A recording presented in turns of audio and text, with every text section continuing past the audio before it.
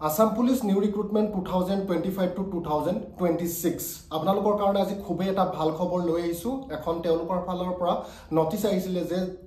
11342টা vacancy মুকলি কৰা হৈছে বুলি এতিয়া টোটাল যিমান 11342টা ভ্যাকেন্সি আছে তাৰ লগতে আপোনালোকৰ আসাম পুলিচৰ যেটো 2023-24 ৰিজাল্টস কেতিয়া দিব আপোনালোকৰ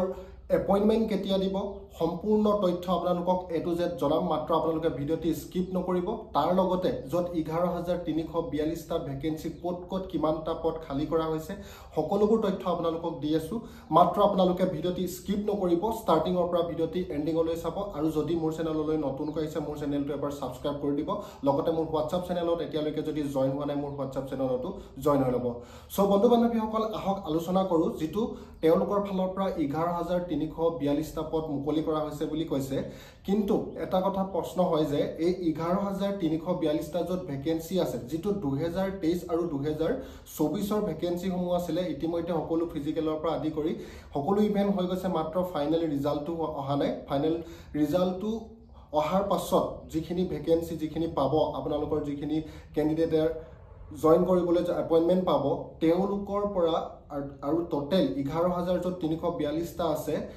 টোটাল তাত প্লাস কৰিহে এই 11342টা পদ তাত হ'ব মানে এটা 11342টা ভ্যাকেন্সি এতিয়া খালি হৈছে বুলি কৈছে মানে ইমানটা পদ খালি আছে নতুনকৈ কোনো ধৰণৰ তাত হোৱা নাই হলেও খুব বেছি আগৰবাৰ সমানে হ'ব ভ্যাকেন্সি ইমান বেছি নহয়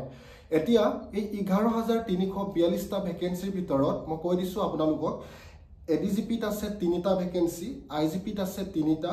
ডিআইজিপিত আছে 9টা এসপি এসএসসিপিত আছে 7টা তাৰ পাছত ডিএসপিত আছে 142টা ইন্সপেক্টৰত আছে 88টা সাব ইন্সপেক্টৰত আছে 11টা এএসআইত আছে 6টা গাৰ্ডমেনত আছে 400টা কনস্টেবলত আছে 4500টা ড্ৰাইভাৰত আছে 767টা আৰু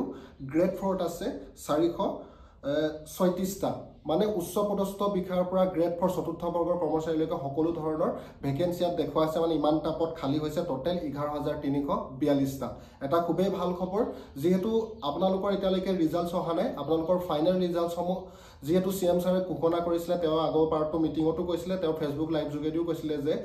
আপোনালোকৰ ফাইনাল ৰিজাল্টস সমূহ সেপ্টেম্বৰ মাহৰ শেষৰ ফালে দিব আৰু আপোনালোকৰ এপয়েন্টমেন্ট কৈছিল 10 অক্টোবৰ 2025 তাৰিখৰ ভিতৰত অসম পুলিচৰ লগতে সকলো ধৰণৰ চাকৰিৰ নিযুক্তি দিয়া হ'ব কিয়নো এতিয়ালৈকে সকলোবোৰ ইভেন সকলো চাকৰিৰে হৈ গৈছে অসম পুলিচৰ লগতে গ্ৰেড 3 গ্ৰেড 4 সকলোবোৰ এপয়েন্টমেন্ট আপোনালোকৰ 10 অক্টোবৰ 2025 তাৰিখৰ ভিতৰত দিব এতিয়া হো যত বন বিভাগৰ ভ্যাকেন্সি ফৰেষ্ট গাৰ্ডৰ কাৰণে কৈছিল 600 ভ্যাকেন্সি মুকলি কৰিব বুলি এটো ফেব্ৰুৱাৰী মাহৰ 22 তাৰিখৰ ভিতৰতে হোৱা কথা আছিল 2025ত কিন্তু এতিয়ালৈকে কোনো ধৰণৰ ফৰেষ্ট গাৰ্ডৰ কাৰণে ৰিক্ৰুটমেন্ট হোৱা নাই তাৰ তুলনাত আপোনালোকৰ যেতিয়া সেপ্টেম্বৰ অক্টোবৰত যেহেতু আপোনালোকৰ এপয়েন্টমেন্ট দিব অক্টোবৰ আৰু নৱেম্বৰ ডিসেম্বৰ মাহৰ ভিতৰতে আপোনালোকৰ এই ফৰেষ্ট গাৰ্ডৰ ৰিক্ৰুটমেন্টটো হ'ব নতুনকৈ যেটো 600 ভ্যাকেন্সি আছিল বন্ধু বান্ধৱীসকল যত এই 11342টা ভ্যাকেন্সি কথা কলো মই যত আপোনালোকৰ বিভিন্ন ধৰণৰ উচ্চ পদস্থ বিষয়ৰ পৰা আপোনালোকৰ চতুৰ্থ বৰ্গৰ কৰ্মচাৰীলৈকে ইয়াত ভ্যাকেন্সি দিয়া আছিল আপোনালোকে এটো নাভাবিব যে 2025-26ত 11342টা ভ্যাকেন্সি মুকলি কৰা হৈছে অল টোটাল যেটো আপোনালোকৰ এতিয়া যিখিনি সিলেক্ট হ'ব আৰু তাৰ পাছত 2025-26ৰ কাৰণে যিখিনি সিলেক্ট হ'ব তাৰ লগত প্লাস কৰি আকৌ নতুন ইমান গিটা মানে সমানে হ'বগে হিমানটো আপোনালোকৰ কাৰণে আকৌ নতুনকে ৰিক্ৰুটমেন্ট হ'ব 2025-26ৰ কাৰণে আৰু যদি কিবা নতুন আপোনালোকৰ কাৰণে ইনফৰমেশন আহে আপোনালোকক জনাবলৈ চেষ্টা কৰিম তাৰ লগতে যদি এতিয়া